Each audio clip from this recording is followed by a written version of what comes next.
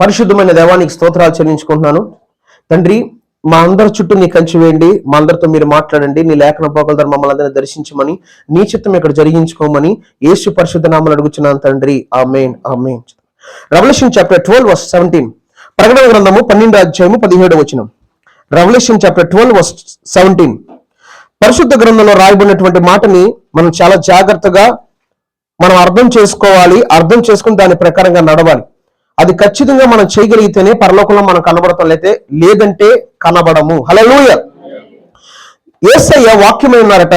ఆ వాక్యం ద్వారా మనతో మాట్లాడుతున్నప్పుడు మనం దాని ప్రకారంగా మనం లోబడాలి, దాని ప్రకారంగా నడవాలి. Revolution chapter 12 verse 17. అందుచేత ఆ ఘట సర్పము ఆగ్రహము తెచ్చుకుంది. ఎందుకు ఆగ్రహం తెచ్చుకుందంటే, ఒక ఘట సర్పం ఉంది. ఆ ఘట సర్పానికి ఏమొచ్చిందంట? ఆగ్రహం వచ్చిందంటే. చూడండి ఎందుకు ఆగ్రహం వచ్చిందంటే, ఫస్ట్ ఆఫ్ ఆల్ దేవుని ఆజ్ఞలు గైకుంటున్నారంట. జాగ్రత్తగా వినండి. ఒక ఘట సర్పం ఉంది. ఆ ఘట సర్పానికి ఆగ్రహం వచ్చిందట. ఆగ్రహం అంటే ఏంటి? కోపం వచ్చింది. ఎందుకు కోపం వచ్చిందంటే, దేవుని ఆజ్ఞలు గైకుంటున్నారట. నెక్స్ట్ మనం యేసుని గురించి సాక్ష్యం ఇచ్చి చూడండి. ఫస్ట్ ఆఫ్ ఆల్ దేవుని చేత పడద్రోయబడి దేవుని మీద తిరుగుబాటు చేసినటువంటి అపవాది ఎప్పుడైతే ఆయన పడద్రోసేశారో, ఎప్పుడైతే ఆయన త్రోసివేసేశారో, దానికి చాలా ఒక కక్ష అన్నమాట. అపవాదికి ఒక కక్ష. ఎందుకంటే దేవుని రాజ్యము ఈ భూమి మీద విస్తరించబడి కొలది, దేవుని చిత్తం ఈ భూమి మీద జరిగే కొలది వాడి ఎట్టి పరిస్థితుల్లో కూడా సహించలేడు అపవాది. అర్థమైందా లేదా మీకు? అయితే ఇక్కడ పరిశుద్ధ గ్రంథంలో యోహాను ఆత్మ ద్వారా నింపబడి, పద్మసు దీపంలో ఆత్మ ద్వారా నింపబడి, అతను చూసిన దర్శనాలు కానివ్వండి, మనుష్య కుమారుడిగా పిలబడ్డటువంటి యేసయ్య ఆయనకి కనబడ్డాడు. అక్కడ ఏ విధంగా కనబడ్డాడు మీరు చెప్పగలరు ఎవరైనా? రెవల్యూషన్ చాప్టర్ 1 లో ఉంటుంది. ఏ విధంగా కనబడ్డాడు మీరు చూడొచ్చు. Revolution chapter 1 verse 17. నేను ఆయన చూడగానే చచ్చిన వాని వల్ల ఆయన పాదముల వద్ద పడి తిని, ఆయన తన కుడి చేతిని నా మీద ఉంచి నాతో ఇట్లా, నన్ను భయపడకము, నేను మొదటి వాడును కడపటి వాడును జీవించేవాడును, మృతుడు నైతి కానీ ఇదిగో యుగ యుగములు సజీవులై ఉన్నాను అనేటువంటి మాట అక్కడ మనం చూస్తున్నాం. అయితే ఎవరు యోహానుతో మాట్లాడారో యోహాని కంక్లూజన్ ఇస్తున్నాడు పరిశుద్ధాత్మ. ఎక్కడుందన్నమాట? Revelation chapter 1 verse 13. నేను చదువుతున్నా. మీరు 12 నుంచి చదువుదాం. ఇది వినగా నాతో మాట్లాడుతున్న స్వరం ఏమిటి అని తిరుగగా 7 సువర్ణ దీపస్తంభములు, ఆ దీపస్తంభముల మధ్య మనుష్య కుమారుని పొన్ను ఒకరిని చూచాడట. హల్లెలూయా. మనుష్య కుమారుడిగా పిలువబడింది ఎవరు? ఎంతమంది తెలుసు? అందరికీ తెలుసా లేదా? ఇప్పుడు మనుష్య కుమారుడుగా భూమి మీద పిలువబడింది యేసయ్య. ఇప్పుడు ఈ యోహాను తను చూస్తున్నటువంటి ప్రత్యక్షతలో, తను చూసినటువంటి దర్శనంలో ఈ మనుష్య కుమారుడు పొన్ను ఒకరిని చూచాడు. ఆయనతో మాట్లాడాడు. ఏమని మాట్లాడంటే, మొదటి వాడిని కడపటి వాడిని జీవించేవాడిని, మృతుడిని ఇదిగో యుగములు సజీవుడై ఉన్నానటువంటి మాట అక్కడ యోహానుతో ఆయన మాట్లాడుగా మనం చూస్తున్నాం. నేను ఎందుకు ఈ కంక్లూజన్ మీకు ఇవ్వాలని ఆశపడుతున్నానంటే, ఇప్పుడు మనుష్య కుమారుడుగా పిలువబడేటువంటి యేసయ్యని ఈ యోహాను చూసినప్పుడు చచ్చిన వాని వలె పడిపోయాడు. అయితే యేసయ్య తన మహిమని పరిశుద్ధ గ్రంథం ఎలా వివరిస్తుందో, యేసయ్య మీద తిరుగుబాటు చేసి, లేదంటే దేవుని మీద తిరుగుబాటు చేసి, దేవుని సింహాసనాన్ని కోరుకుని దేవుని కంటే తాను హెచ్చించుకున్నటువంటి అపవాది ఎంత భయంకరుడో, దేవుని ప్రజల మీద, ఎవరి మీద?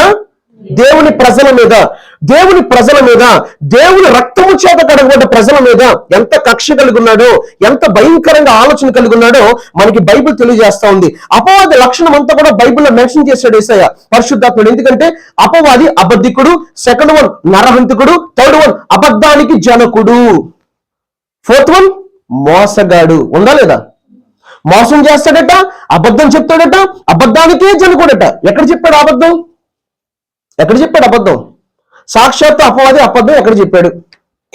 చాలా ఈజీ అండి, సండే స్కూల్ కూడా చెప్పేస్తారు. ఎస్, దేవుడేమో తింటే చచ్చిపోతారంటే వీడేం చెప్పాడు? నువ్వు తింటే చావనే చావు, తింటే దేవతవలైపోతావు. అది దేవుడికి తెలుసు. అబద్ధికుడే కదా, మోసగాడే కదా, అబద్ధానికి జనకుడే కదా, నరహంతి కూడా కదా. చెప్పండి, ఇవన్నీ వాడి లక్షణాలన్నీ బైబిల్లో మెన్షన్ చేయబడ్డాయి. ఈ రోజున నేను చాలా జాగ్రత్తగా ఇది ఎప్పుడు మేము ప్రిపేర్ అయ్యామంటే, పరిశుద్ధాత్ముడు ప్రభు నాకు ప్రిపేర్ చేయించాడు. నేను ఆల్రెడీ ప్రిపేర్ అయ్యింది. ఈ మెసేజ్ చాలా జాగ్రత్తగా వినండి. ఇది దేవుడు మనతో ఏం వివరిస్తున్నాడో దీనిలో భావాన్ని మనం గ్రహిద్దాం. ఇప్పుడు ఈ అపవాద లక్షణాన్ని రెవల్యూషన్ చాప్టర్ 12 verse 17 లో ఘట సర్పము ఆగ్రహం తెచ్చుకుంది. ఈ ఆగ్రహం తెచ్చుకుని ఏం చేస్తుందంటే, దేవుని ఆజ్ఞలు ఎవరైతే గైకుంటున్నారో, యేసుని గురించి ఎవరైతే సాక్ష్యం ఇస్తున్నారో వీళ్ళ మీద కంటే ఒక యుద్ధం చేయడానికి సిద్ధపడుతుందని బైబిల్ చెప్తుంది. పిల్లరా, యేసు రక్తం ద్వారా కడబడ్డ ప్రతి వ్యక్తి చాలా వాల్యుబుల్. ఎవరికి వాల్యుబుల్ తెలుసా? ఈ భూమి మీద ఉన్న మనుషులకి వాల్యుబుల్ కాదు. అన్ని జనులు యేసు రక్తంతో కడబడ్డ మనం చూస్తే చాలా తక్కువగా చూస్తారు, చీప్ గా చూస్తారు, రకరకాలుగా మాట్లాడతారు.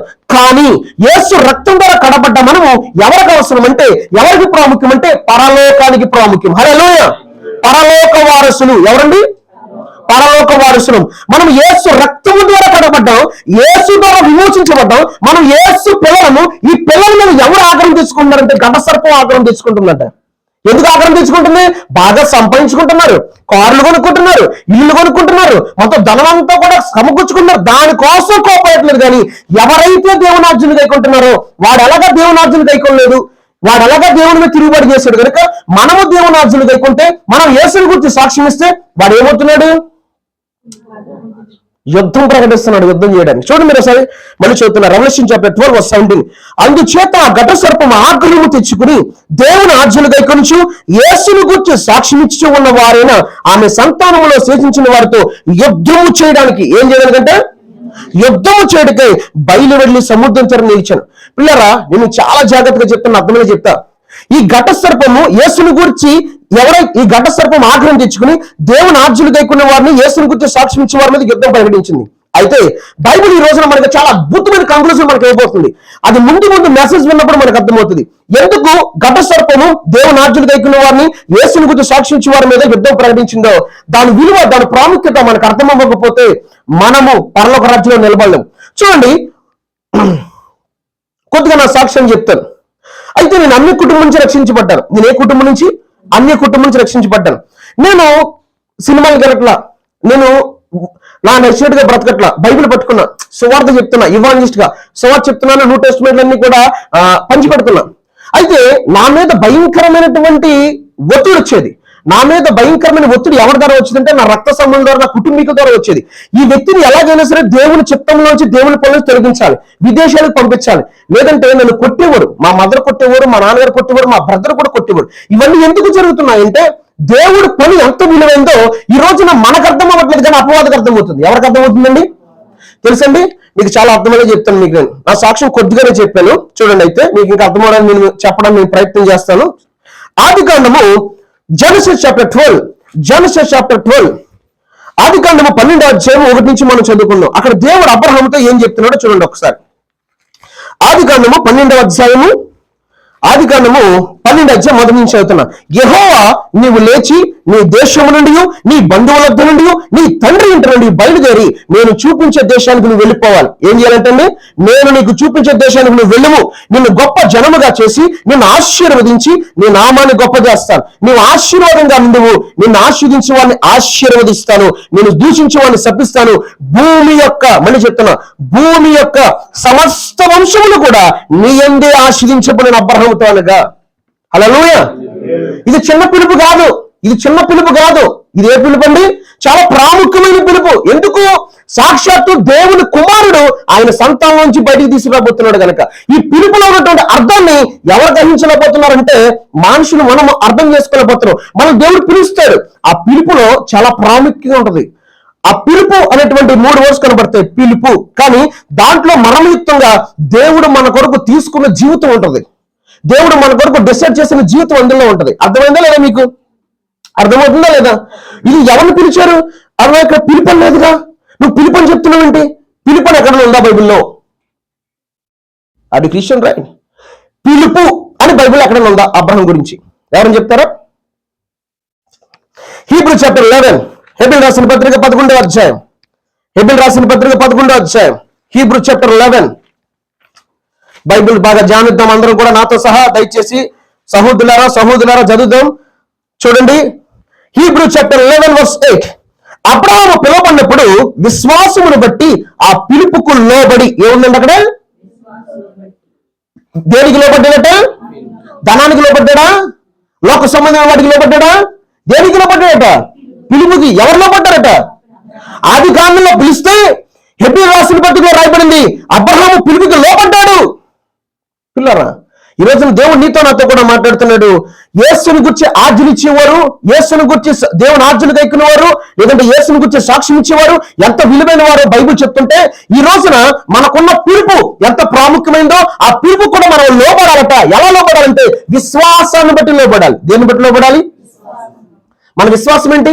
యేసయ్య నిజంగా దేవుని కుమారుడు, ఆయన పునరుద్ధానం అయ్యాడు, మూడో దినాన తిరిగి లేచాడు. ఆయన ఎలా అయితే మరణం చేయించాడో ఒక రోజు నాకు కూడా నేను మరణం చేయిస్తాను, నేను కూడా ఆయనతో నిత్య జీవాన్ని స్వతంత్రించుకుంటాను. ఇదేంటి? దీన్ని విశ్వాసం అంటారు లేదా? అవునండి కదా? చెప్పండి గట్టిగా. విశ్వాసం అంటారు. ఈ విశ్వాసము చాలా ప్రాముఖ్యమైనదట. ఈ విశ్వాసాన్ని అపవాదం దొంగిలిస్తుందట. ఎవరు దొంగిలిస్తారు? ఎక్కడ ఉంది అది కూడా బైబిల్లో, నీకు అది కూడా చూపిస్తానులే. ఇప్పుడు ప్రజెంట్ ఈ విశ్వాసాన్ని బట్టి ఏం చేశాడు అబ్రహాము? ఏం చేశాడు? తన పిలుపుకి లోపడ్డాడు. దేనికి లోపడ్డాడు?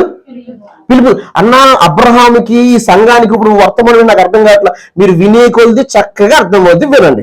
ఇప్పుడు అబ్రహాము దేవుడు పిలిచిన పిలుపుకి లోపడ్డాడు. దేవుడు నిన్ను కూడా పిలిచాడు, నన్ను కూడా పిలిచాడా? నాకేం అర్థం కావట్లేదు. నిన్ను కూడా పిలిచాడు, నన్ను పిలిచాడు, ఆంతని గారిని పిలిచాడు. ఇక్కడ ఉన్న ప్రతి ఒక్కరిని కూడా దేవుడు అంటే పిలిచాడట. బైబిల్ ఎక్కడ ఉన్నది? ఎవరైనా చెప్తారా? ఎవరైనా చెప్తారా? నేనే చెప్తాను. పోనీ హల్లెలూయా. అబ్రహాము దేవుడి పిలుపుకి ఏమయ్యాడంట? ఏమయ్యాడు? అయితే నెక్స్ట్ చూడండి. అక్కడ అబ్రహాము పిలుపున్నప్పుడు విశ్వాసం బట్టి ఆ పిలుపుకు లోబడి తాను స్వాస్థ్యముగా పొందిన ప్రదేశముకు బయలు వెళ్ళాడు. మరియు జాగ్రత్తగా ఇవ్వరండి, మరియు ఎక్కడికి వెళ్ళవలనో అది ఎరుగక బయలు వెళ్ళాడు. అది ఎరుగక తెలీదు. ఇప్పుడు అంత విశ్వాసం మనకు ఉందా? క్రైస్తవులకి మొత్తం మ్యాప్ అంతా కూడా చేతిలో పెట్టాల్సిందే. ఏం పెట్టాలి? మొత్తం డస్ట్ని దాకా మ్యాప్ అంతా చేతిలో పెడితే 1 by 1 జరుగుతూ ఉంటే అప్పుడు మనం నమ్మికిస్తారు ఈ రోజున. కానీ తను ఎరుగకే తెలియకే విశ్వాసాన్ని బట్టి పిలుపుకు లోబడి తాను ఎక్కడికైతే వెళ్తున్నాడో, తాను శ్వాసంగా పొందిన ప్రదేశానికి బయలు వెళ్తూ మరియు ఎక్కడికి వెళ్ళవలనో అది ఎరుగక బయలు వెళ్ళిపోయాడు. తెలియటానికి. కానీ ఏం చేశాడట? బయలుదేరాడు. ఏం చేశాడు? బయలుదేరాడు. ఇప్పుడు అబ్రహాము పిలిచిన దేవుడు అబ్రహాము ఏ విధంగా పిలిచాడో ఆ పిలుపుని ముగించాడా లేదా? ఎవరు పిలిచాడు అబ్రహాముని? అబ్రహాం ఏమని పిలిచాడు? చెప్పండి అమ్మా, ఏమని పిలిచాడు? నేను గొప్ప బలమైన జనంగా చేస్తాను. అది పిలిపే కదా? అంటే పిలిపే కదా అది? అంటే అంత పిలిపేనా? నేను ఏం చేస్తాను? గొప్ప బలమైన జనంగా చేస్తాను. ఇప్పుడు ఆ పిలుపు నెరవేర్చాడా లేదా? ఎక్కడ నెరవేర్చాడు? 11 చదవండి ఒకసారి. చదువులను. సారాయు నమ్మదగిన వాడని ఎంచుకొనెను. ఒక్క నిమిషం అన్న. విశ్వాసాన్ని బట్టి వాగ్దానం చేసిన వాడు ఎవరట? నమ్మదగిన వాడని ఏం చేసుకుందంటామే? ఎంచుకుంది. ఫస్ట్ ఆఫ్ ఆల్ తను ఎంచుకుందట. ఇప్పుడు నేను పిలిచిన పిలుపు నెరవేర్చుదని ముందు నువ్వేం చేయాలి? విశ్వసించాలి వద్దా? నమ్మికించాలి వద్దా? నువ్వు కూడా ఎంచుకోవాలి వద్దా? నెక్స్ట్ చదువున్నాను. గనుక దైనను. Okay, next one. అందుచేత మృతతుల్యుడైనటువంటి ఆ ఒకరి నుండి సంఖ్యకు ఆకాశ నక్షత్రం వలెను సముద్ర తీరమందలి లెక్కింప సఖ్యము కాని ఇసుక వలెను. హల్లెలూయా. ఏండి? పిలుపుకు లోపడ్డాడు. పిలుపుకు లోపడటమే కాదు, ఎక్కడికి వెళ్ళాలో తెలియదు కానీ వెళ్ళాడు. కానీ దేవుడు వాగ్దానం నెరవేర్చుకున్నాడా లేదా? ఇప్పుడు మనము కూడా మనకిచ్చిన పిలుపుకు లోపడాలట. ఎక్కడ ఉంది? మనకు కూడా పిలిపించాడా? సంఘానికి కూడా పిలిచాడు. సంఘానికి మనందరికి ఒక పిలుపు ఉంది. ఆ పిలుపుకు మనం కూడా లోపడ. అబ్రహాము తన పిలుపుకు లోపడినప్పుడు అబ్రహాము ఇచ్చినటువంటి వాగ్దానాన్ని ఎలాగైతే దేవుడు ఫుల్ఫిల్ చేశాడో మనందరినీ కూడా పిలిచాడు. మనందరినీ పిలిచిన పిలుపు కూడా ఫుల్ఫిల్ చేస్తానంటున్నాడు. సంఘానికి ఇది చాలా అవసరం. ఎక్కడైనా ఉంది అది? ఎక్కడైనా ఉందంటారా లేదంటారా? చూడండి, ఎఫెసీ రాసిన పత్రిక 4వ అధ్యాయం, ఎఫెసీయన్స్ చాప్టర్ 4:3. గట్టిగా చదవండి. ఎవరైనా చదివితే. ఎవరమ్మా? అందరూ చెప్పాలి. ఎవరు? అక్కడేమో కులమైన నేషన్ ఉందా? ఓసీ, బీసీ లేదంటే సిట్బచ్చీలు ఇదేమైనా ఉందండి అక్కడ? చెప్పండి. బైబిల్ ఎక్కడైనా ఉందా కులం? మనందరం ఎవరు? యేసు రక్తం ద్వారా కడగబడిన. అవునండి. మళ్ళందరూ ఎవరు పిలిచారట? చూడండి, చదువు గట్టిగా చదువు. మీరు పిలవబడిన పిలుపునకు ఒక్క నిమిషం అన్న ఎలా నడుచుకోవాలంటే తగ్గినట్టుగా. నిన్ను దేవుడు పిలిచాడు, ఆ పిలుపు తగ్గట్టుగా నువ్వు నడుచుకోవాలి. Next one. దీర్ఘశాంతముతో కూడిన సంపూర్ణ వినయము ఉందా మనలో? సంపూర్ణ వినయం మనం ఉందా? సంపూర్ణ వినయం. నెక్స్ట్ వన్, సాత్వికముతోను నడుచుకున్నాడని ప్రభువును బట్టి ఖైదీనైన నేను బతిమాలి కొనుచున్నాను. ఒక దైవజనుడు అభిషేకించబడ్డాడు, పిలువబడ్డాడు, ఆయన ప్రత్యక్షను పొందుకున్నాడు, దేవుని ప్రత్యక్షను పొందుకున్నాడు. ఒక దైవజనుడు అభిషేకించబడి ఆత్మను పొందుకున్నటువంటి దైవజనుడు ఎందుకు సంఘాన్ని బతిమాలుకుంటున్నాడు? కారణం ఏంటి? రక్షణ అంత విలువైంది. చదువున్నాను. నెక్స్ట్ వన్, ఎస్ చదువున్నాను. ఎస్, ఆ ప్రకారమే మీ పిలుపు విషయమై ఒక్కటే నిరీక్షణ నుండుటకు. హల్లెలూయా, హల్లెలూయా. సంఘమైన మీకు అర్థమైందా లేదా? అర్థమైందా లేదా? ఎంతమందికి అర్థం అవ్వాలి? పోనీ అర్థమైందా లేదా? మరి గట్టిగా సంతోషిస్తూ హల్లెలూయా. చూడండి, శరీరం ఒక్కటే, ఆత్మ ఒక్కటే, ఆ ప్రకారమే మీ పిలుపు విషయమై ఒక్కటే నిరీక్షణ నుండుటకు మీరు పిలువబడ్డారు. నెక్స్ట్ మనం చదివాను. ప్రభు కూడా ఒక్కడే, విశ్వాసం కూడా ఒక్క నిమిషం. విశ్వాసం 10 రకాలుగా ఉందా? ఒకటని చెప్తుందా బైబిల్? విశ్వాసము. నెక్స్ట్ వన్ ఒకటి. ఇప్పుడు బాప్తిసము చిలకరమ్మ బాప్తిసం తీసుకోవచ్చు, లేదంటే మేము నీటి బాప్తిసం తీసుకోవచ్చు. ఇప్పుడు బాప్తిసం ఒకటేనట. ఆ బాప్తిసం ఎలా తీసుకోవాలంటే నీటి మూలంగా జన్మించాలి. ఏ మూలంగా జన్మించాలి? బాప్తిసం ఒకటే. ఎవరు చెప్పారు? మా పాస్టర్ గారు చెప్పారు చిలక నుంచి బాప్తిసం సరిపోద్దంట. అది బైబిల్ తీసుకుంటలేదో యాక్సెప్ట్ చేయట్లేదు, బైబిల్లో లేదు. హల్లెలూయా. బాప్తిసము 1, 2, 3 లేదు, ఒక్కటే. బాప్తిసము ఒకటే. నెక్స్ట్ వన్, ఎస్, ఆయన చదువున్నాను. ఆయన అందరికీ పైగా ఉన్నవాడై అందరిలోనూ వ్యాపించి అందరి ద్వారా నుండి కింద పుట్టాడు. అంటే అందరిలో ఉన్నాడట. ఎవరిలో ఉన్నాడు? ఇప్పుడు మన పిలుపు తగినట్టుగా మనం నడుచుకుందామా సంగమా? అబ్రహాము పిలుపుకి లోపడ్డాడు. అబ్రహాం ఏం చేశాడట? మరి నేను పిలిచాడు. పిలుపు ఏ పిలుపు అది? నువ్వు దేన్ని నిరీక్షిస్తున్నావు? నువ్వు దేని విశ్వాసం ఇస్తున్నావు? నువ్వు దేని బాప్తిసం తీసుకున్నావు? నేను మారు మనసు పొందిన బాప్తిసం తీసుకున్నాను చెప్తున్నావు కదా. నీకు పిలిపాడు తెలుసా? నీకు అసలు నేను పిలిచిన పిలుపు విధానం నీకు అర్థమైందా? నేను పిలిచిన పిలుపు చాలా ప్రాముఖ్యమైనది. మనందరినీ కూడా పిలిచిన పిలుపు ఒకటేనట. ఏంటంటే మనందరినీ పిలిచిన పిలుపు ఒకటే. నాకు సాగు పిలుపు ఉందంటే అది వేరే పిలుపు. మళ్ళీ ఈ పిలుపు అయితే సార్వత్రిక సంఘం యావత్ ప్రపంచంలో యేసును అంగీకరించిన ప్రతి ఒక్కరికి ఈ పిలుపు వర్తిస్తుంది. హల్లెలూయా. ప్రపంచంలో ఉన్న ప్రతి క్రైస్తవుడికి ఈ పిలుపు ఏమవుతుంది? వర్తిస్తుంది. మరి ఈ పిలుపులో నువ్వు నిలుచున్నావా? ఎవరి పిలుపులో నిలుచున్నావు? దేవుని పిలిచిన పిలుపులో నువ్వు నిలుచున్నావా? ఎలా నిలుచుండాలి? మీరు పిలవబడిన పిలుపులకు తగినట్టుగా ముందు దీర్ఘశాంతం ఉండాలి. దీర్ఘశాంతంతో కూడిన సంపూర్ణ వినయము. సంపూర్ణ వినయం ఎలా చూపించాలి? నువ్వు చదువుతున్న పరిశుద్ధ గ్రంథంలో దేవుడి ఆజ్ఞలు కట్టలను నువ్వు గైకుంటే చాలు. హల్లెలూయా. అది ఎరిగిన అపవాది సంఘము దేవుని ఆజ్ఞలు గైకొనకూడదు, సంఘము యేసుని గురించి సాక్ష్యం ఇవ్వకూడదు. అందుకే అపవాది దాడి చేస్తుంది. అర్థమైందా లేదా? అపవాది అందుకే దాడి చేస్తుంది. మీ ముందు ఎందుకు కొంతమంది చంపుతున్నారు తెలుసా? అపవాది లక్షణం ఏంటంటే ఇదిగో యేసుని అంగీకరించి చంపేస్తున్నారు కదా. నువ్వు కనుక యేసు గురించి సాక్ష్యం ఇవ్వద్దు, నువ్వు కనుక యేసు ఎవరు నాకు తెలియదంటే చాలు, నిన్ను ఎవడో ఏమి ఇచ్చాడు ఈ భూమి మీద. ఒకవేళ యేసు గురించి నువ్వు సాక్ష్యం ఇస్తే, యేసు గురించి నువ్వు ఆజ్ఞలు గైకుంటే నిన్ను ఎలాగ చంపేస్తారు. యేసయ్యకి అపవాది యొక్క లక్షణం అంతా కూడా తెలుసు. అందుకే బైబిల్లో మనకి ఇచ్చిన ప్రతి మాట చాలా వాల్యుబుల్. బైబిల్ చెప్తుంది అందుకే పిరికి వారు దేవుని రాజ్యానికి రారు. ఎవరండి? నిన్ను పిలిచిన పిలుపులో ఉండాలి. సంఘాన్ని ఆయన పిలిచిన పిలుపులో ఎవరైతే దీర్ఘశాంతంతో కూడా సంపూర్ణ వినయముతోనూ, నెక్స్ట్ సాత్వికము ఏ ఉండాలి క్రైస్తవుడికి? సంఘంలో మన విశ్వాసం ఏముండాలి? ఉందా? మీకు సాత్వికం ఉందా? మీరు ఇంట్లో ఎలా ప్రవర్తిస్తున్నారు? నాతో సహా మాట్లాడుతున్నారు ప్రభు. మీరు సంఘంలో ఎలా ప్రవర్తిస్తున్నారు? ఇంటిలో ఎలా ప్రవర్తిస్తున్నారు? మీరు పిలువబడిన పిలుపుకి సంపూర్ణ వినయం ఉందా? సాత్వికం కనబడుతుందా? నడుచుకున్న ప్రభుని మీరు ఖైదీని మిమ్మల్ని 2 చేతులు జోడించడం లేదో నాకైతే తెలియదు, కానీ మిమ్మల్ని బ్రతిమాలుతున్నాను అంటున్నాడు దైవజనుడు. ఈ రోజున పరిశుద్ధాత్మ దేవుడు మనకు చెప్తున్నాడు, దేవుడు మిమ్మల్ని పిలిచాడు కదా, మీరు మారు మనసు పొందారన్నారు కదా, మీరు బాప్తిసం తీసుకున్నారన్నారు కదా, దేవుడు పిలిచిన పిలుపులో మీరు నిలుచున్నారా? మీరు నిలుచున్నారా? అబ్రాహాముని పిలిచాడు, అబ్రాహాముని పిలిచి అబ్రాహాముకి ఇచ్చిన వాగ్దానం ఎలా నెరవేర్చాడు. మన పిలిచిన పిలుపు కూడా ఒక దినాన నెరవేర్చబడుతుంది. మనము కూడా నిత్య జీవాన్ని స్వతంత్రించుకోబోతున్నాం. హల్లెలూయా. మన దేవుడు పిలిచాడు, మనల్ని కూడా దేవుడు పిలిచాడు. అబ్రాహాముని పిలిచాడు, అబ్రాహాము లోబడ్డాడు, మనము కూడా లోబడాలని బైబిల్ చెప్తుంది. ఎలా లోబడాలంటే అబ్రాహాముకు లోబడి ఎలా లోబడాలి? నీవు పిలవన్న పిలుపుకు దీర్ఘశాంతం సంపూర్ణ వినయం కనబరచాలి, దేవునికి సాత్వికం చూపించాలి అని బైబిల్ చెప్తుంది. నన్ను పిలిచాడా? నిన్ను కూడా పిలిచాడా? ఇది అందరికీ వర్తిస్తుంది, సంఘానికి వర్తిస్తుందా లేదా? ఆంటనీ గారు అవునండి, ప్రపంచం అంతా కూడా క్రైస్తవుడిగా పిల్లవాడు ప్రతి ఒక్కడికి వర్తిస్తుంది. మరి నీవు పిలిచిన పిలుపుకి నువ్వు లోబడుతున్నావా? ప్రియ సంగమా, ఈరోజు దేవుడు నీతో నాతో కూడా మాట్లాడుతున్నాడు. లోబడకపోతే చాలా ప్రమాదం. నువ్వు దేవుడు పిలిచిన పిలుపుకి లోబడడానికి దేవుడు కొన్ని అవకాశాలు ఇచ్చాడు నీకు నాకు కూడా. ఎక్కడుంది బైబిల్లో? అదే అధ్యాయంలో ఎపిసోడ్ రాసిన పత్రిక, ఎపిసోడ్ చాప్టర్ 4:13-14. ఎవరైనా చదువుతారు గట్టిగా? ఈ సంఘము దేవుడు పిలిచిన పిలుపులో స్థిరంగా ఉండడానికి దేవుడు అట్ట కొన్ని చేశాడు. ఏం చేశాడు? 13వ వచనం చదువునన్నా. పరిశుద్ధులు సంపూర్ణమైనట్లు. ఒక నిమిషం ఆగిన చెల్లి, ఎవరు సంపూర్ణ అవ్వాలి? జ్యోతి, ఎవరు సంపూర్ణ అవ్వాలమ్మా?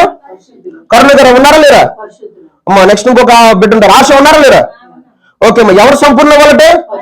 అమ్మ అమ్మగారు, ఎవరు సంపూర్ణ అవ్వాలి? మరి మీరు ఎప్పుడు పరిశుద్ధులు అవుతారు? మారు మనసు బాప్తిజం తీసుకుంటే మీరు పరిశుద్ధులకు వస్తారు. సుదర్శన్ రావు గారు ఎవరంట?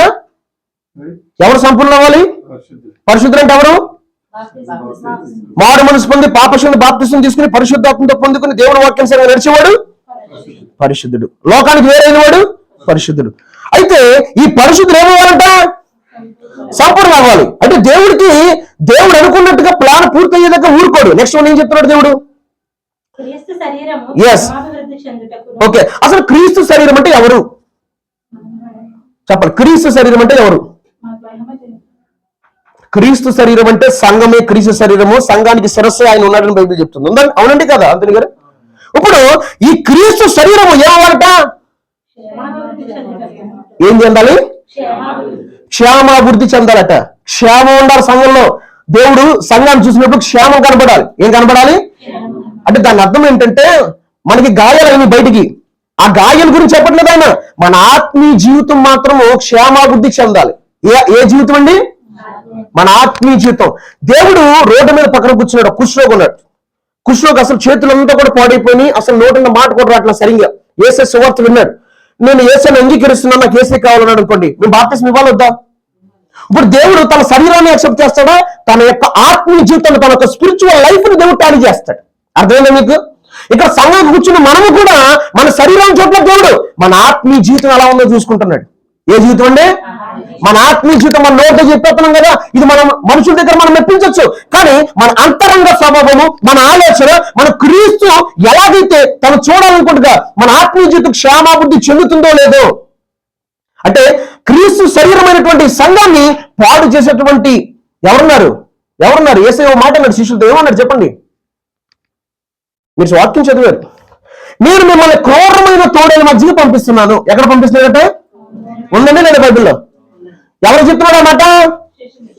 అంటే వాళ్ళు సువార్తకి వెళ్తున్నారు, వేరే పనికి వెళ్తున్నా. కానీ నేను వాళ్ళు ఎక్కడ పంపిస్తున్నాను అంటే క్రూరమైన తోడేలు ఉన్నాయి. అవి మందను కనికరింపవు. దేని కనికరింపవు? కొన్ని సంవత్సరాల తరబడి చర్చకు వచ్చిన వాళ్ళు ఈ రోజున దేవుని వాక్యం విరుద్ధంగా బ్రతుకున్న వాళ్ళు కోకోలు ఈ రోజున. కానీ ఈ సంఘం క్షేమాభివృద్ధి చెందడానికి నెక్స్ట్ పరిచర్య ధర్మంగా జరగాలి. ఎలా జరగాలి? ధర్మం అంటే ఏంటి? న్యాయంగా జరగాలి. ఎలా జరగాలండి చెప్పాలి? ఎలా జరగాలి?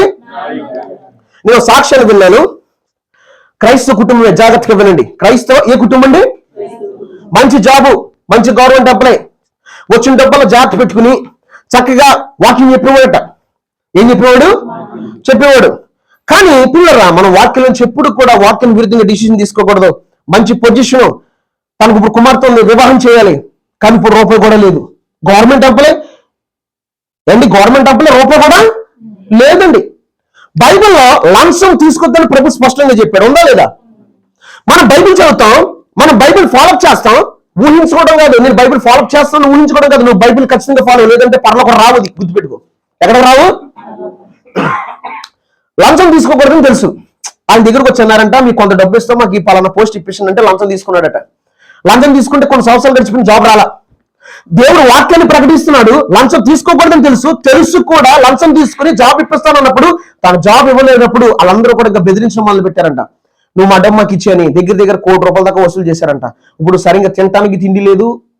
వాళ్ళ లైఫ్ ఎలాగుందంటే బెదిరింపు, చంపేస్తాం, అది చేస్తాం, ఇది చేస్తాం అంటారంట. రీసెంట్ గా నాకు ఒక 2 days క్రితం అనుకుంటా నాకు ఆ సాక్షి నా దగ్గరికి వచ్చినప్పుడు నేను అతను చెప్పాను ఇది పరిస్థితి అన్నప్పుడు, వాక్యం మరి కరెక్ట్ కాదు కదా, వాక్యం నుంచి బయటికి వెళ్ళాడు కదా, దేవుడు ఎలా సహాయం చేస్తాడు అన్నప్పుడు ఎక్స్ప్లెయిన్ చేస్తే అవును బ్రదర్ అని ఒప్పుకున్నాడు అతను. అవునా కదా? లంచం తీసుకోకూడదని తెలుసుండి కూడా లంచం తీసుకుని జాబ్ వెళ్తానన్నావు, జాబ్ వెళ్తే డబ్బులు తీసుకున్నావు. ఆ డబ్బులు ఇవ్వడానికి ఈ రోజున నీకున్న ఆస్తి అంతా కూడా అమ్మి బంగారం అన్నది అంతా కూడా కూడబెట్టి వాళ్ళకి ఇచ్చేయాల్సి వచ్చింది. ఎవరికి ఇవ్వాల్సి వచ్చిందండి? రియల్ గా జరిగింది ఇది. ఇప్పుడు పెళ్లికి రూపాయి కూడా లేదంట. అర్థమైంది మీకు? మనిషి డిసప్పాయింట్ అయిపోయి ఇక నేను చచ్చిపోతే పోయే కాలం వచ్చిందిలే అని అంటున్నాడట. పిల్లరా, ఎప్పుడైనా గుర్తుపెట్టుకోండి, మనం ఏం చదువుకున్నాం? First of all revolution first ఏం చదువుకున్నాం మనం? దేవుని ఆజ్ఞలు గైకునేవారు, యేసుని గురించి సాక్ష్యం ఇచ్చేవారి మీద ఎవరు కోపడుతున్నారట? ఆగ్రహం తెచ్చుకున్నారట? గడ్డ సర్పం. ఇప్పుడు మన దేవుని ఆజ్ఞలు గైకుని పోతే, మన యేసుని గురించి సాక్ష్యం ఇవ్వకపోతే నువ్వు వృధా, నువ్వు వేస్ట్. ఇంకా సాతాను అంటాడా, వీటితో పనే లేదా, వీటితో పనే లేదు. వాక్యం వాళ్ళ గురించి చెప్తున్నాడు కానీ యేసు ఆజ్ఞలు లేకుండా యేసు గురించి సాక్ష్యం ఇవ్వడు. హల్లెలూయా. అర్థమైందా లేదా మీకు? ఈ రోజు నా పిల్లల బైబిల్ చెప్తుంది, అదే సంఘానికి యేసు కూడా చెప్తున్నాడు, ఈ సంఘం క్షేమాభివృద్ధి చెందాలి, పరిచర్య ధర్మంగా జరగాలి. ఎలా జరగాలి? మనం కోర్టుకి వెళ్తాం, ఏదో తప్పు జరిగింది, కొంతమంది లంచం ఇచ్చి లాయర్లు పెట్టుకుంటారు. మనం ఏమనుకుంటాం? న్యాయం మన పక్క వస్తుందండి, న్యాయం మన పక్క వస్తుంది అనుకుంటాం. కానీ వాళ్ళు డబ్బులు తీసుకుని రాంగ్ గా వాళ్ళు తీర్పు ఇచ్చారు. ఏం ఇచ్చారు? రాంగ్ గా తీర్పు ఇచ్చారు. అది భూ సంబంధమైంది, వాళ్ళు ఎలా అలా మారుస్తారు. కానీ ఇక్కడ తప్పించుకుంటే నేను అక్కడ. కానీ మనకేం చెప్తున్నాడు? సంఘానికి ఈ సంఘం క్షేమాభివృద్ధి చెందాలి కనుక, పరిచర్య ధర్మంగా న్యాయంగా జరగాలి కనుక, ఆయన అనుకున్నట్టు జరగాలి కనుక ఆయన కొందరిని అపోస్తులుగా పిలిచాడట. ఎలా పిలిచాడు? కొందరిని ఎలా పిలిచాడట? ప్రవక్తలుగా పిలిచాడట, ప్రొఫెట్స్. కొందరిని ఎలా పిలిచాడట? సువార్తలుగా పిలిచాడట. ఇంకో కొంతమంది ఎంతమంది ఎలా పిలిచాడట? కాపులుగా. ఇంకో కొంతమంది ఎలా పిలిచాడు? ఓకే, 10 మంది ఉన్నారండి. ఈ 10 మంది దేవుడు చూస్తున్నాడు, మీరిద్దరు అపోస్తులు, మీరిద్దరు ప్రవక్తలు, మీరిద్దరు సువార్తికులు, మీరిద్దరు కాపరులు, మీరిద్దరు ఉపదేశకులు అన్నాడు. ఈ 5గురు అంటే ఈ 5 హోల్డ్ మినిస్ట్రీని దేవుడు ఎందుకు పెట్టుకున్నాడు? ఎవరి కోసం పెట్టుకున్నాడు తెలుసా? నీ కోసమే పెట్టాడు, నా కోసమే పెట్టాడు. ఎవరి కోసం పెట్టాడు? నీ కోసమే పెట్టాడు. చెప్పండి, ఎవరి కోసం పెట్టాడు? మీరు చెప్పండి. యేసే అన్నాడు, బేవర్లో ఎంతమంది ప్రజలు ఉన్నారు, బాబు 300 సంఘాల పైన ఎందుకు వచ్చింది? ఒక 50 మంది 50 పాస్టర్లు పెడితే సరిపోద్ది అనుకోవచ్చు కదా దేవుడు. కాదు, అందరిని పిలుస్తున్నాడు. నువ్వు సువార్తికుడివి, నువ్వు ప్రవక్తవి, నువ్వు ఉపదేశకుడివి, నువ్వు సంఘ కాపుడివి, నువ్వు అపోస్తుడివి, వేరే నా పని చేయి. ఎందుకు తెలుసా? నా సంఘం క్షేమాభివృద్ధి చెందాలి, నా పరిచర్య ధర్మంగా జరగాలి. ఎలా జరగాలి? జరుగుతుందా? జరుగుతుందా? ప్రియ సహోదరి సహోదరి, జరుగుతుందా లేదా? ఎవరి కోసం తెలుసా? ఈ కాలింగ్ అన్ని కూడా ఎవరి కోసం తెలుసా? ఇక్కడ కూర్చున్న నీ కోసం, నా కోసమే. ఎవరి కోసం? నీ కోసమే. ఇక్కడ కూర్చున్న ప్రతి విశ్వాస కోసమే ఈ 5 హోల్డ్ మినిస్ట్రీ అన్నమాట. దేవుని స్తోత్రం చెప్దాం. హల్లెలూయా. దేవుడు పిలిచిన పిలుపు చాలా ప్రాముఖ్యమైనది. అబ్రహాము లోబడినప్పుడు, అబ్రహాము దాన్ని లోబడి ఎక్కడికి వెళ్ళాలో తెలియక ఎరుగకి వెళ్ళినప్పుడు దేవుడు తనకి ఇచ్చిన పిలుపును నెరవేర్చినట్టుగా నిన్ను పిలిచిన విధానము నువ్వు అర్థం చేసుకోకపోతే చాలా నష్టం ఉంది ముందు మనకి. ఎవరికుంది? మనకే ఉంది నష్టం, బైబిల్ కాదు. నేను పిలిచిన పిలుపు నీకు అర్థం ఇవ్వకపోతే, నేను పిలిచిన పిలుపు నువ్వు స్థిరంగా ఉండకపోతే నష్టపోతావు. ఏమైపోతావు? నష్టపోతావు. దేవుడు నిన్ను పిలిచాడు, సంఘంలోకి పిలిచాడు, పరిశుద్ధుల సహవాసంలోకి పిలిచాడు, యేసు రక్తంతో కడిగి నిన్ను పిలిచాడు. ఎలా పిలిచాడు? యేసు రక్తంతో కడిగి పిలిచాడు. నువ్వు డబ్బులు ఇచ్చుకుని రాలేదు. నేను పిలిచిన పిలుపు ఎలా తెలుసా? తన రక్తం ఇచ్చుకొని తన సంఘంలో నాటాడు. దేంట్లో నాటాడు? నాటాడు. మరి దేవుని ఆజ్ఞలు గైకున్నామా? దేవుడు పిలిచిన పిలుపులో ఉన్నామా? యేసు గురించి సాక్ష్యం ఇద్దాం వద్దా? ఎంతమంది ఇస్తారు? మణిపూర్ తీసుకెళ్ళి వెళ్తాను మిమ్మల్ని అన్నానని. ఎక్కడ తీసుకెళ్ళి వెళ్తాను? మణిపూర్. అది రోడ్డు పక్కన వదిలేసి వెళ్ళిపోతాం అంతే. హల్లెలూయా. ఇస్తారా యేసు గురించి సాక్ష్యం? తప్పకుండా కట్టాలి. హల్లెలూయా. పిల్లరా, కూడా చెప్తున్నా, చచ్చిపోయిన పనులు యేసు గురించి చచ్చిపోండి, కానీ తప్పిపోయారా మీకంటే దురదృష్టవంతులు లేరు. హల్లెలూయా. తప్పిపోకండి. దేవుడు నేను పిలుపులో మీరు ఎట్టి పరిస్థితుల్లో తప్పిపోకూడదని బైబిల్ చెప్తుంది. నెక్స్ట్ మనం ఏం చేయాలి? సంఘ కాపులు పెట్టాడు మన కోసమే, సువార్తికులు పెట్టాడు, తర్వాత ఉపదేశకులు పెట్టాడు, ప్రవక్తను పెట్టాడు. ఎందుకంటే ఈ సంఘం క్షేమాభివృద్ధి చెందాలి. క్షేమాభివృద్ధి చెందడమే కాదు, మన నుంచి దేవుడు ఒక టెస్టిమనీ అడుగుతున్నాడు, ఒక సాక్ష్యాన్ని అడుగుతున్నాడు. దేవుడు మన గురించి సాక్ష్యం అడుగుతున్నాడు. ఏంటో చూడండి ఒకసారి. 15వ వచనం చదవండి ఒకసారి. ఎఫెసీయులకు రాసిన పత్రిక 4:15 వచనం చదవండి గట్టిగా. ఏ కలిగి ఉన్నామా? నాతో సాక్షి చెప్తున్నా, ఉన్నామా లేదా? చెప్పండి, గట్టిగా చెప్పండి. వాళ్ళ ఆధారం కాకపోయినా వాళ్ళ గట్టిగా చెప్పాల్సిందే. అబద్ధం, దేవుడితో జీవం కలిగి దేవుడితో అబద్ధం చెప్పండి. మన ప్రేమ కలిగి ఉన్నామా? ప్రేమ కలిగి ఉంటే మన ప్రవర్తన ఎలా ఉంటుందండి? మన మార్పు ఎలా ఉంటుంది? దేవుడు ఏమన్నాడట? మన ప్రేమ ఉందా? దేవుని ప్రేమ. నెక్స్ట్ ప్రేమ కలుగులే. నెక్స్ట్ మనం ఏం చేయాలట? సత్యం అంటే ఏంటి? నీ వాక్యమే సత్యం. అంటే నువ్వు ఇతరులకు ఏం చెప్పాలి? చెప్తున్నారు లేదా? కూరగాయల మార్కెట్కి వెళ్తున్నప్పుడు, ఏమండి బయటికి బట్టల షాప్కి వెళ్తున్నప్పుడు చెప్పండి, రకరకాల డబ్బాలు కొనుక్కున్నప్పుడు, ఇంటికి నలుగురు కూర్చున్నప్పుడు సువార్త చెప్తున్నారు, లేదంటే ఆవిడలా చేసింది, ఈవిడలా చేసింది, అది ఇలా చేసింది అంటున్నారా? హల్లెలూయా. ఎలాగే మాట్లాడుకుంటున్నారు ఈ మధ్య ఎక్కువగా. వాసననే దేవుడి గురించి చెప్పుకోవాలంటే బాబాయ్ కొంచెం మాట దేవుడి గురించి చెప్తాం ఎందుకు? వేరే పని లేదండి, ఇద్దరు ప్రార్థనకి వెళ్ళొచ్చా? దేవుని గురించి మనం గంటలు గంటలు వినాలి, మనం ఇతరులకు ప్రకటించాలి. ఏం చెప్పాలట? సత్యం చెప్పాలట. సత్యం చెప్తా. నెక్స్ట్ వన్, ఎవరి వల్ల ఉండాలి? ఉంటున్నామా మనం?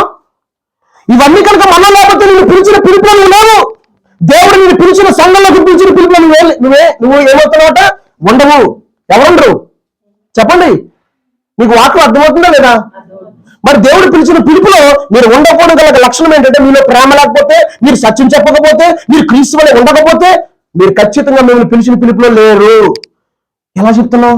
రేపొద్దున సంఘం రాకడొస్తుంది. ఆయన దేవుడు బోర మోగినప్పుడు, ఆయన పరలోకం నుంచి ప్రభు వచ్చినప్పుడు, ఎప్పుడైతే బోర శబ్దం మోగుద్దో ర్యాప్చర్ ఉంటుంది. ర్యాప్చర్ కళ్ళు రెప్పపాట్లో ఉంటుంది. ఏ పాటు? అప్పుడు కనుక ఎత్తపడలేదనుకో, ఇక నీ బతుకు అద్దు గతేక. ఏ గతి? ఎవరు కాబట్టి ఆంటనీ గారు ఉన్నారు, phone this currency switch off అని వస్తుంది. వెళ్ళిపోయాడు. ఇక మేఘాలు కదా ఆయన. ఇంకెక్కడ ఉంటాడే?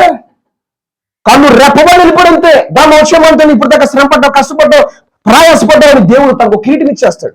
మరి నీ నా పరిస్థితి ఏంటి? ఆయన వెళ్ళిపోతాడు. మన పరిస్థితి చెప్పండి. మన పరిస్థితి చెప్పండి. మన పరిస్థితి ఏంటి? పిల్లరా, ఈరోజు నేను పిలిచిన పిలుపుకి నువ్వు లోపడుతున్నావా? సంఘాన్ని పిలిచిన పిలుపులో నువ్వు ఉండాలి. నువ్వు దేవుడు పిలిచిన పిలుపులో నువ్వు ఉండాలి. దేవుడు అంటున్నాడు ఈ రోజున, నీకు ఇవ్వాల్సింది దేవుడు అన్ని చేశాడు. నిన్ను దేవుడు స్థిరపరుస్తున్నాడు, నీ దేవుడు బలపరుస్తున్నాడు, నీకు వాక్యాన్ని తెలియజేస్తున్నాడు, నీకు ఆత్మీయ జీవితంలో ఎలా ఉండాలో తెలియజేస్తున్నాడు. ఇలా అనేకమైనటువంటి విషయాలు నీకు తెలియజేసి నేను స్థిరంగా ఉంచి నేను ఎలాగైనా సరే పరలోకానికి చేర్చాలని ఆయన ఎంతో ప్రయాసపడుతున్నాడు. ఎంత ప్రయాసపడుతున్నాడు అంటే, కొంతమందిని సువార్తీయులుగా పిలిచేశాడు. నీకు భోజనం పెడతాను, నీకు వస్త్రాలు ఇస్తాను, నీ పిల్లలు నేను పోషిస్తాను. అందుకే బైబిల్ ఒక మాట, నేను మిమ్మల్ని మీ పిల్లలను ఎందుకన్నాడు దేవుడు ఆ మాట? నువ్వు నా పని చేసేవాళ్ళు, నేను నిన్ను పోషించుకుంటాను, రా బయటికి. అవునండి కదా? చెప్పండి. సువార్తికులు పిలుస్తున్నాడు, ప్రవక్తలు పిలుస్తున్నాడు. మీరు బైబిల్ పాత నిబంధనలు చూడండి, ప్రవక్తలు అందరూ చక్కటి డ్రెస్ వేసుకుని, చక్కటి బొల్లు వేసుకుని జీవించారా? ఎలా ఉన్నారు ప్రవక్తల జీవితాలు? చెప్పండి, ఎలా ఉన్నారు? ఎలాంటి పరిస్థితి గుండా వెళ్ళారు ప్రవక్తలు? అవునండి కదా? యోనా ఎక్కడికి వెళ్ళాడు? యెషయా ప్రవక్త, మీకా ప్రవక్త, ఇలా వీళ్ళందరూ ప్రవక్తలు. మీరు చదవండి పరిశుద్ధ గ్రంథాలు, ప్రవక్తల గురించి చదివితే వాళ్ళు ఎలా దేవుని సేవ చేశారో మీకు అర్థమవుతుంది. నెక్స్ట్ సువార్తికులు. ఎవరండి సువార్తికులు? ఒక చోట ఉంటారా? ప్రభా ఆదివారం సువార్త చెప్తాను, శనివారం దాకా మా ఫ్యామిలీతో నేను టైం స్పెండ్ చేస్తాను అంటే దేవుడు ఒప్పుకుంటాడా? చెప్పండి, ఒప్పుకుంటాడా? ఒక దైవజనం తెలుసు మన ఇండియా, ఇక్కడే ఉన్నాడు, మన భీమవరం దరిదప్పులో ఉన్నాడు. అతని డేట్ అండి ఈ రోజు అనుకోండి, ఈ రోజు నుంచి 2 నెలలు వెనక్కి బుక్ అయిపోతాయి. ఎప్పుడు బుక్ అయిపోతాయి? వెనక్కి. అస్సలు నేను చెప్పడు, డేట్ చెప్తానే ఉంటాడు. ఈ రోజు నుంచి 2 నెలలు వెనక్కి అనమాట. ఇప్పుడు సెప్టెంబర్ 8, తర్వాత ఏ నెల వస్తుంది? తర్వాత మొత్తం బుక్ అయిపోతాయి డేట్లన్నీ. అసలు ఈ డేట్ నీ నెలలో నాకు ఫ్యామిలీతో నేను సెన్స్ చేయాలనుకున్నా అన్న మాట రాడు. తనకు పెట్టింది తింటాడు, తనకి ఇచ్చిన కాలం తీసుకుంటాడు. మరి తన పరిచయం నమ్మకంగా చేస్తున్నాడు. తను ఏ ప్రాంతానికి వెళ్ళినా ఆ ప్రాంతానికి వెళ్తున్నాడు. ఇప్పుడు ఈ సంఘము కనుక ఆ దైవజనుడు వచ్చినప్పుడు వాక్యం చెప్పినప్పుడు దానికి లోపడకపోతే, నిర్లక్ష్యంగా ఉంటే దేవుడు ఊరుకుంటాడా? అర్థమైందా లేదా మీకు? మీ దగ్గరికి ప్రవక్తలు వస్తున్నారు, మీ దగ్గరికి సువార్తికులు వస్తున్నారు, మీ దగ్గరికి ఉపదేశకులు వస్తున్నారు, మీ దగ్గరికి అపోస్తులు వస్తున్నారు. ఎందుకంటే మీరు క్షేమాభివృద్ధి చెందాలి, మీరు పరిశుద్ధులే కాకుండా మీరు సంపూర్ణ అవ్వాలి, మీరు క్రీస్తుని పోలు నడుచుకోవాలి. ఎవరి పోలు నడుచుకోవాలి? అది పౌలు ఏమన్నాడు? నేను క్రీస్తుని పోలు నడుచుకోండి, మీరు కూడా నన్ను పోలి నడుచుకోండి. ఇక్కడ మనం కూడా ప్రేమ కలిగి సత్యము చెప్పుచు. తర్వాత నెక్స్ట్ వన్, క్రీస్తు వల్ల ఉండుటకు మనం అన్ని విషయాల్లో ఎదగాలట బైబిల్ చెప్తుంది. అన్ని విషయాల్లో కొన్ని విషయాల్లో అన్ని విషయాలనా? మీరు అన్ని విషయాల్లో ఎదిగారా? యథార్థంగా దేవుడు వింటున్నాడు. మీరు అన్ని విషయాల్లో ఎదిగారు లేదా? మరి ఏం చేద్దాం? అన్ని విషయాల్లో ఎదగకపోతే ఇప్పుడు పశ్చాత్తాపడతామా? ప్రార్థన చేసుకుందామా? దేవుడు సంఘమైన మన పిలిచిన పిలుపులో స్థిరంగా ఉందామా? ఉండి ఏం చేద్దాం? మనందరం తెలుసు అక్కడ కూడా, ఇక్కడ యేసు రాజుగా వచ్చిన పాట పాడాలి. అక్కడేం పాడాలి? చెప్పండి, అక్కడేం పాడాలి అసలు? అక్కడ ఏం చెప్పాలంటే, ప్రభు చెప్పాడు భూమి మీద ఉన్నప్పుడు, యేసయ్య పరలోకంలో అందరూ కూడా దూతల వలె స్తుతిస్తారు అన్నాడు. హల్లెలూయా. మనం ఇక్కడ యేసు రాజుగా వచ్చుచున్నాడు, భూలోకమంతా తెలుసుకుంటారు. ఈ పాట పాడిన మనం కనుక సరిగ్గా లేమనుకో, యేసు గురించి అందరూ తెలుసుకుంటారు, మనం తెలుసుకోం. అదేనా మీకు? యేసు ఎలా వస్తున్నాడట? యేసు రాజుగా వచ్చుచున్నాడు, భూలోకమంతా తెలుసుకుంటారు. మరి దేవుడు సంఘంగా నిన్ను పిలిచాడు కదా, నీకు ఇచ్చిన పిలుపులో నువ్వు స్థిరంగా ఉన్నావా? నువ్వు స్థిరంగా ఉండకపోతే, క్రీస్తుని పోలి నడుచుకోకపోతే, నీలో ప్రేమ లేకపోతే, నువ్వు సత్యం చెప్పకపోతే, క్రీస్తు వల్ల నువ్వు లేకపోతే, నువ్వు ఖచ్చితంగా మధ్యాకాశాలకి రావు. దేవుని చూడడం చాలా కష్టం. ఎవరిని చూడడం? మరి మళ్ళీ ఏమన్నా బలహీనతలు ఉన్నాయేమో. అబ్రహాము పిలుపుకి లోబడ్డాడు. మనం కూడా దేవుడు పిలిచిన పిలుపుకి మనం లోబడితే మనం ఎక్కడికి వెళ్తాం? అంట. ఇక్కడ ఎంతమంది యేసు రక్తం ద్వారా కనబడ్డారు చెప్పాలి. మీరు ఎక్కడికి వెళ్తారు? మీరు ఎక్కడికి వెళ్ళిపోతారు నాన్న? నేను చదువుతున్నాను, జాగ్రత్తగా వినండి. Revelation chapter 5:10. నేను ముగించేస్తున్నాను. ఇక యేసు రక్తం ద్వారా కడబడ్డవాడు ఎంతమంది ఉన్నారు ఇక్కడ? హల్లెలూయా. అందరూ కడబడిన వాళ్ళు ఇమ్మీడియట్లీ మారు మనసు పొందండి. Revelation chapter 5:10. ఆ పెద్దలు నీవు ఆ గ్రంథం తీసుకుని దాని ముద్దలు విప్పుడుకు యోగ్యుడు. నీవు వధింపడిన వారు రక్తం ఇచ్చి, ఏమిచ్చండి? రక్తం ఇచ్చి ప్రతి వంశంలోనూ ఆ భాషల మాట వలన ప్రతి ప్రజలను ప్రతి జనంలో దేవుని కొరకు మనుషులను కొని మా దేవునికి వారిని ఒక రాజ్యంగా యాజులుగా చేస్తాం. మనం ఏమవుతాం రేపొద్దున? భవిష్యత్తులో దేవునికి ఒక రాజ్యముగా ఉంటాం. దేవునికి మనం యాజకులుగా ఉండబోతున్నాం. ఉండాలందా లేదా? దేవుడు పిలిచిన పిలుపుకి మీరు లోబడితే, నన్ను పిలుస్తాం కాదు, నా పిలుపు వేరు. సేవపరంగా పిలిచిన పిలుపు వేరు. నన్ను దేవుడు సంఘములో నన్ను పిలిచిన పిలుపు వేరు. సంఘములో మనందరం ఒకటే, మనందరం నిరీక్షణ ఒకటేనట, మనందరం విశ్వాసం ఒకటేట, బాప్తిజం ఒకటే, దేవుడు అక్కడే. మరి ఈ పిలుపులో కనుక నువ్వు స్థిరంగా ఉండకపోతే ఏమైపోతుంది బ్రతుకు? ఈ గుంపులో ఉంటామా? దేవునికి యాజకులు గాను, దేవునికి ఒక రాజ్యం గాను మనం ఉండగలుగుతామా? ఉండాలందా లేదా? మీకు ఉండాలందా లేదా? వాక్యం అర్థమైందా లేదా? చాలా క్రిటికల్ గా ఉండదు వాక్యం, అవునా కదా? అర్థమైందా లేదా? మరి దేవుడికి యాజకులుగా ఉంటారా? దేవుడికి ఒక రాజ్యంగా ఉంటారా? ఎంతమంది ఉంటారు దేవునికి యాజకులుగా, రాజ్యంగా? మరి ప్రార్థన చేసుకుందామా మోకరించి? ఫ్యాన్ వేస్తారు. మీరు ఇబ్బంది పడద్దు దయచేసి. ప్రియ దేవుని సంగమా, ఆది కాండములో మన అబ్రహాము పిలిచిన పిలుపుకి లోపడ్డాడు కనుకే దేవుడు అతను ఆశీర్వదించాడు. అబ్రహాము దేవుడు అని చెప్పుకోగలిగాడు. మనము కూడా సంఘమైన మనందరినీ పిలిచిన పిలుపుకి మనం లోబడితే మనము దేవునికి ఒక యాజకులుగాను ఒక రాజ్యముగాను ఉండబోతున్నాం. హల్లెలూయా. దేవునికి ఎలా ఉండబోతున్నావు? దేవునికి ఉండాలా లేదా? ఉందామా? అయితే దేవుడు పిలిచిన పిల్లలు మనందరం స్థిరంగా ఉన్నామా? కష్టం వచ్చినా ఉన్నామా? నష్టం వచ్చినా ఉన్నామా? చావు మీదకి వచ్చినా ఉన్నామా? నాకు అంతమాట జ్వరం వచ్చేస్తుంది, నాకు అంతమాట తలపోటు వచ్చేస్తుంది, నాకు అంతమాట నీరసం వచ్చేస్తుంది. ఏం బ్రతుకో నాకు అర్థం కాదు ప్రభు అంటే దేవుడు అంటాడు ఇవన్నీ కూడా తాత్కాలికమే. ఇవన్నీ కూడా తాత్కాలికమే. కానీ మన ముందున్నటువంటి పరుగు ఎట్టి పరుసలు ఆపకూడదు, మన నిరీక్షణ ఆపకూడదు, మన విశ్వాసం ఆపకూడదు, మన పరుగు ఆపకూడదు. ఆపేవాడు అపవాది సిక్కేస్తాం. ఎవరు సిక్తావు? ఇప్పుడు నుంచి నువ్వేం చేయాలి? దేవుని ఆజ్ఞలు గైకొనాలి. యేసుని గురించి నువ్వేం చేయాలంటే సాక్ష్యం ఇవ్వాలి. నేను పిలిచిన పిలుపులు నువ్వేవాలి. స్థిరంగా దేవునికి రాజ్యముగా యాజకుడిగా ఉండాలద్దా? అర్థమైన వాక్యం. భారంగా ప్రార్థన చేసుకున్నాం. ప్రభా, సంఘమైన మమ్మల్ని పిలిచిన పిలుపులో మేము ఉంటాం ప్రభా, స్థిరంగా ఉంటాం, మా విశ్వాసం కాపాడుకుంటాం, మా నిరీక్షణ కాపాడుకుంటాం. మేము మీకు యేసు రక్తం ద్వారా కడబడ్డాం. మేము ఒక దినాన్న ఆయనకి యాజకులుగాను ఒక రాజ్యముగాను మనం ఉండబోతున్నాం అని బైబిల్ చెప్తుంది. దీన్ని నువ్వు నిజంగా నమ్మితే బిలీవ్ చేస్తే ప్రార్థన చేసుకో. ప్రియ దేవుని సంఘమా, అబ్రహాము పిలుపుకి లోబడ్డాడు. అబ్రహాముకు లోబడినట్టుగా సంఘముగా మన పిలిచిన పిలుపుకి లోబడాలి. మన నిరీక్షణ లోబడాలి. మన విశ్వాసాన్ని కాపాడుకోవాలి, మన నిరీక్షణ కాపాడుకోవాలి. మన దేవుణ్ణి ఎలాగైనా సరే మనం కలుసుకోవాలి. ఆయనకు ఒక రాజ్యముగాను ఒక యాజకుడిగా మనం కూడా అక్కడ నిలబడాలి. దేవుడి గ్రంథం చెప్తుంది. నేను చెప్పట్లేదు ఈ మాటలు, ప్రతి వాక్యము ప్రతి మాట నీ బైబిల్లో చూపించాను. దేవునికి నువ్వు ఒక రాజ్యముగా ఉండబోతున్నావు.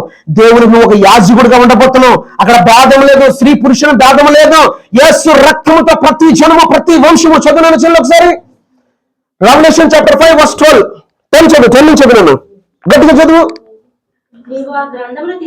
తీసుకుని విప్పుటకు నువ్వు యోగ్యుడవు, వధింపబడిన వాడవై నీ రక్తం ఇచ్చి. ఏ వంశంలోను? ప్రతి వంశములోను ఆయా భాషను మాట్లాడే వారిలోను ప్రతి ప్రజలోను ప్రతి జనములోను దేవుని కొరకు. ఎవరు కొనుక్కున్నాడంట యేసయ్య? ఎవరు కొనుక్కున్నాడమ్మా? ఎవరు కొనుక్కున్నాడు? అది హల్లెలూయా. దేవుని కొరకు ఎవరిని కొన్నాడు? ఆ మనుషులు ఎవరు? మనమే కదా. మనం ఎలా కొనబడ్డాం?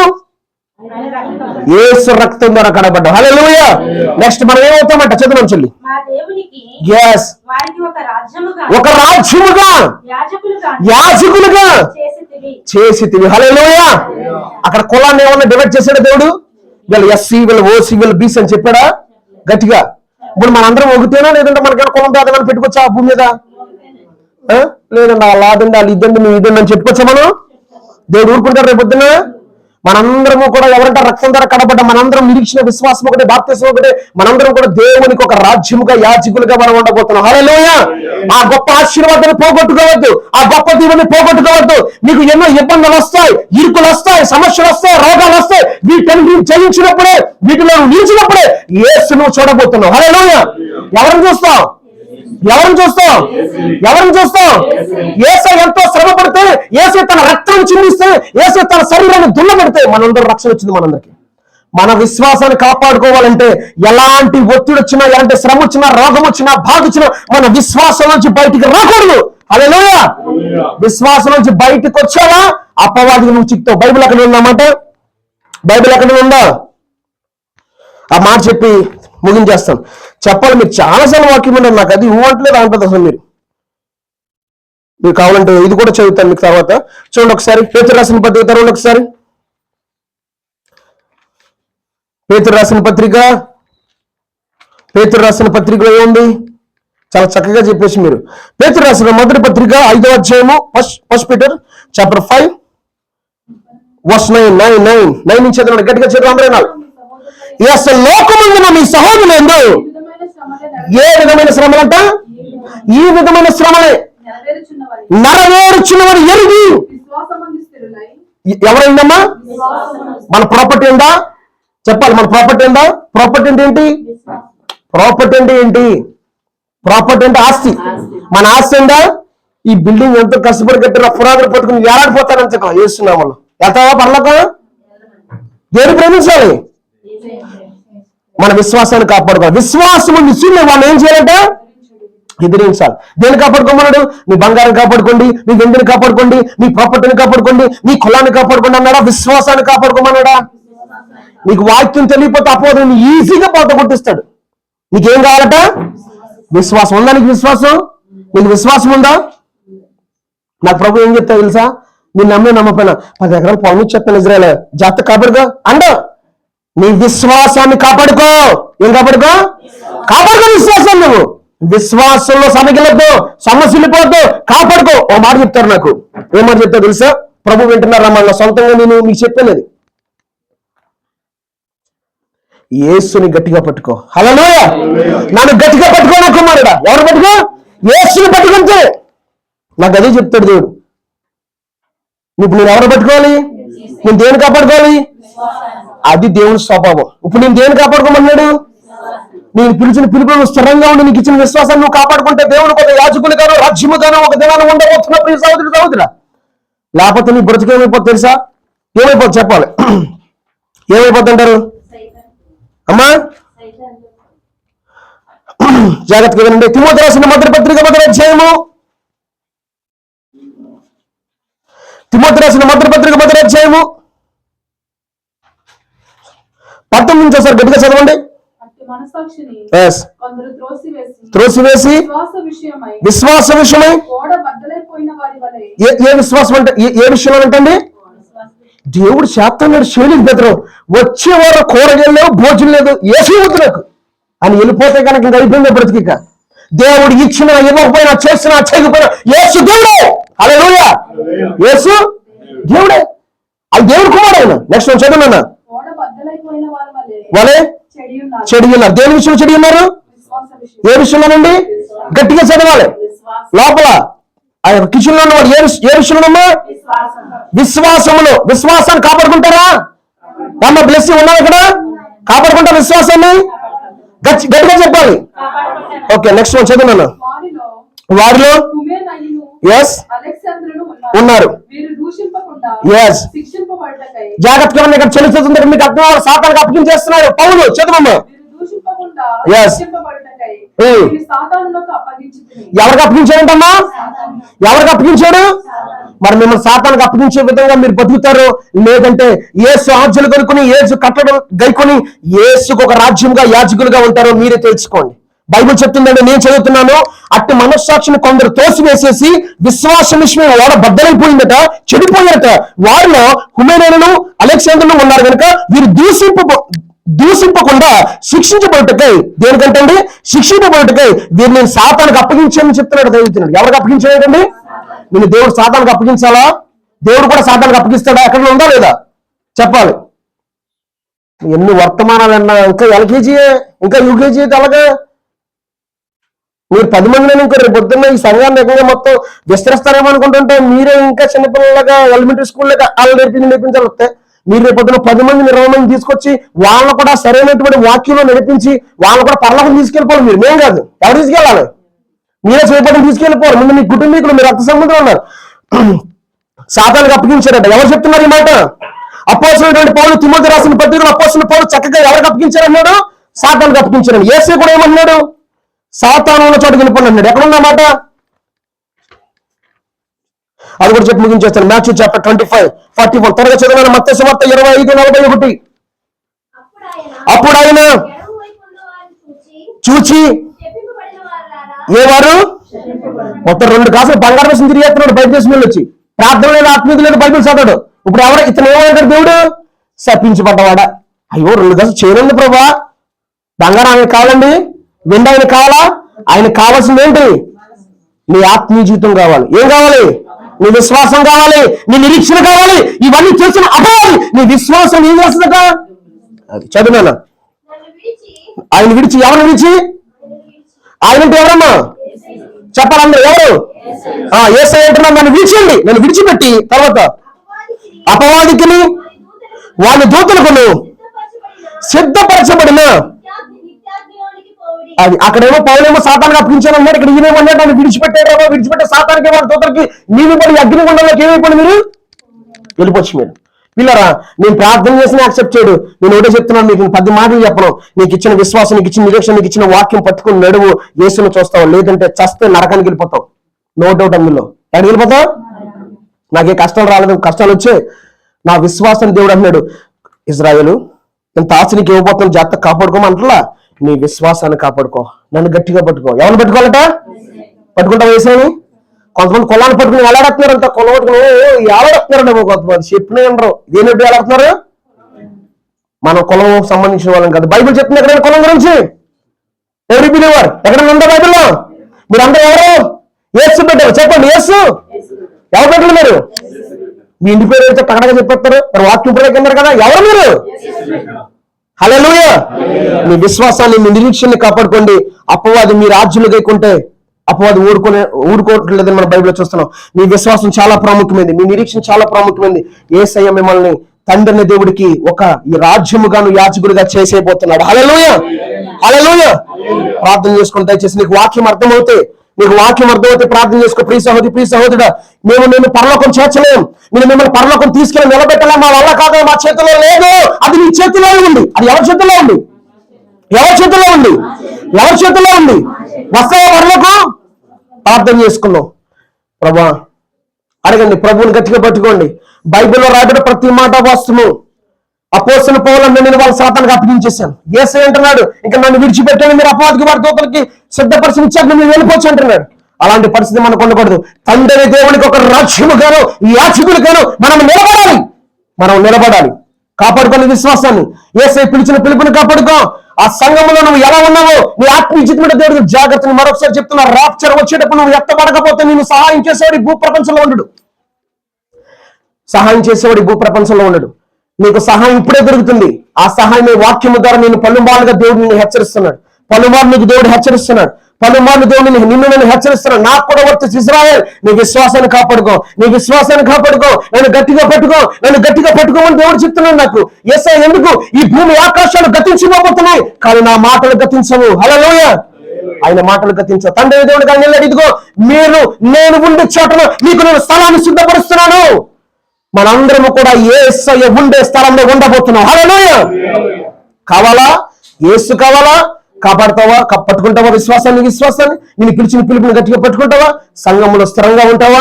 రాకడ వచ్చేటప్పుడు ఎత్తపడతావా? దేవుని ముఖాముఖిగా చూసి దేవునికి ఒక యాజకులుగా రాజ్యముగా నువ్వు ఉండాలి. హల్లెలూయా. ఈరోజు దేవుడు నీతో నాతో అదే మాట్లాడుతున్నాడు. ఇది పరిశుద్ధాత్మ ద్వారా ప్రేరేపించబడ్డ ప్రసంగం. ఇది నా సొంతంగా ఊహించుకుని రాసుకున్న ప్రసంగం కాదు. నేను నమ్మిన నమ్మకపోయినా యేసయ్య సాక్షి, దీనికి దేవుడి సాక్షి. దేవుడి మాట ఇక్కడ చెప్పమని నీ మాటలు చెప్పమని నేను చెప్పాను. రేపు అన్న రోజున ఒకవేళ కనుక దీనిలో నువ్వు నిలిచలేకపోతే ప్రమాదం నీకు నాకు కూడా. ప్రియ సంగమా, రాకడ రాబోతుంది.